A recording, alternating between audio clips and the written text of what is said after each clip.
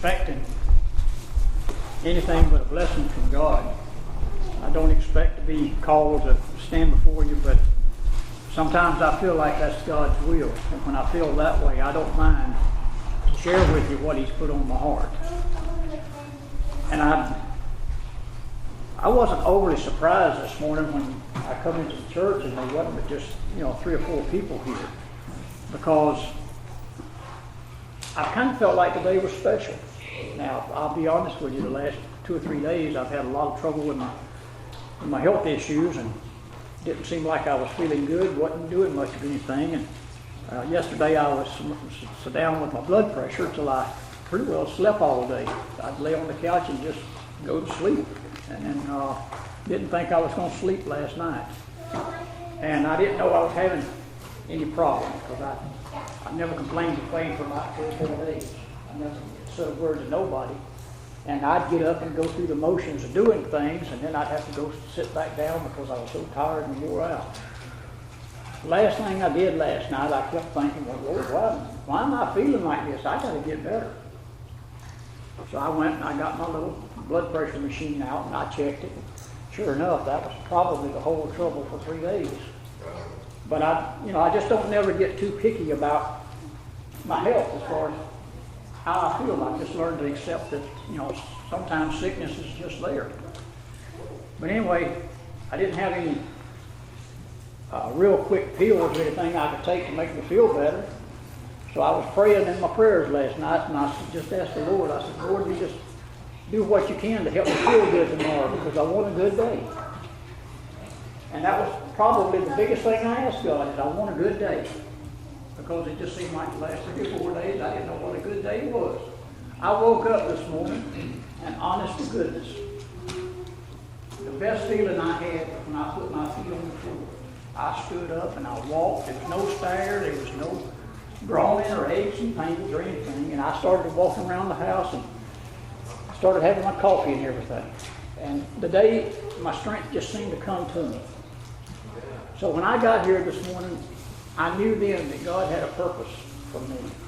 And that was that my testimony is needed. Yeah. It's not to be hid and put under the covers of a bushel basket or anything like that. It's supposed to be open for the world to see. My testimony is what happened to me. And to each of you that have been born again, you've all got a testimony. But that testimony can be a tool. It can be an instrument that God uses. Whether it be a knife to cut somebody's soul that is so deep in sin, or whether it can be a soothing rag that can go on somebody's head and make them feel better because they just want some of what you've got. They don't want to be like you, but they would love to have some of what you got. And I think that's why God gives us what we've got. He gives it to us so that the whole world can see. And our whole little world, it's not necessarily the way we experience it now. I was thinking about the teenagers that just graduated. They're stepping out into a whole new world. And to them, there's a lot of big opportunity out there. There's a lot of places to go, whether it's Hawaii or whether it's Albany, Georgia. There's a lot of places to go and be seen. But then when you get right down to living your life, you wind up in a little community, maybe like Anthony or Spar or Citra. You wind up in a place where a lot of people don't even know you exist. But God's got you there for a reason. He's got you there for a reason. He'll send people into your lives that you're able to testify. Not preach. And remember I said, not preach, but He'll give you a testimony. Because people are drawn to sweet things. I always wonder why God brought me and Faye together. Not because I'm a sweet person. But boy, she's the sweetest woman I've ever met. But we just draw together. Why come I got drawn to this church? There's some sweetness here. I feel it in the peace that comes among the brothers and the sisters. That's God drawing us together, that sweetness that binds us together. Because we can overlook a lot of things about each other. Because we know we're all human. We know we all make mistakes and we don't do everything perfect. But we've got a sweetness that we can understand one another. We understand what we're all going through. And then when along comes something real good, you know, a newborn baby comes along. We all rejoice in that miracle of God. And then we come up and we see all these things happening within our family, good things. We all can rejoice. And then maybe someone loses a loved one. Someone passes from our midst, and we all suffer loss together. Because that's the way it is. Our testimony draws us together. We feel the pain. We feel the suffering. We feel the rejoicing.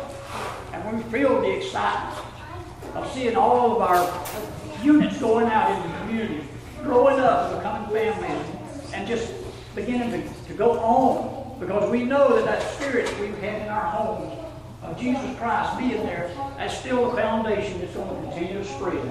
And to me, that's what life is. And that's what the testimony is. Have you ever had an opportunity where you've gone through a difficult time? And you thought you was all alone, that nobody cared about what you was doing or anything like that? I know a young man that just a little while back, he was feeling that way. And he told me one day, he said, you know, I don't know why things have got to be this way. He's talking about, you know, that his wife was not happy with him. He couldn't do nothing right. Sounded a lot like me. You know, there's been a lot of times I couldn't do nothing right too. And I said, well, I can understand that. And he says, you know, my brother lost his job. He just seen all the negative stuff. And then he kind of put the finger down on me. He said, I can't understand you either. All you do is sit around and watch Fox News. He said, every time I come to your house, your TV is on, you're watching Fox News, depressed.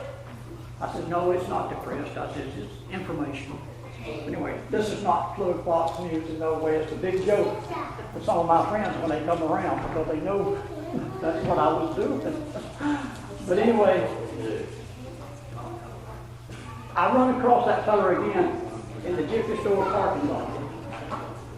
And he was parked off to the side, and I thought maybe he was having a problem or something.